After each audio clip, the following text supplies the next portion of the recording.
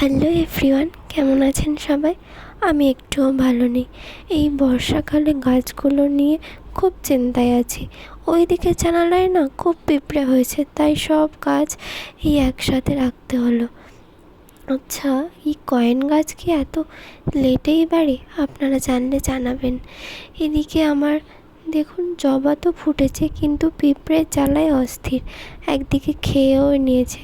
শুধু শান্তি এই পর্তুলিকাগুলোকে দেখে। যদিও আমাদের অনেকটা লেট হয়ে গেছিলো বসাতে, এবছরেই নতুন বসিয়েছি।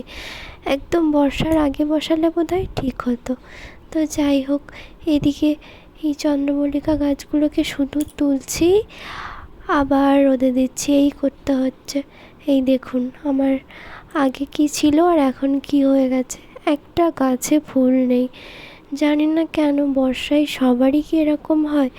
বোগেনভেলিয়া জানি বর্ষায় ফুল দেয় না, তাই বলে এমনটা হবে জানা ছিল না। যাই হোক, এদিকে অ্যাডেনিয়ামের সব পাতা পড়ে যাচ্ছে, লাকি বাম্বুরও পাতা নষ্ট হয়ে যাচ্ছে।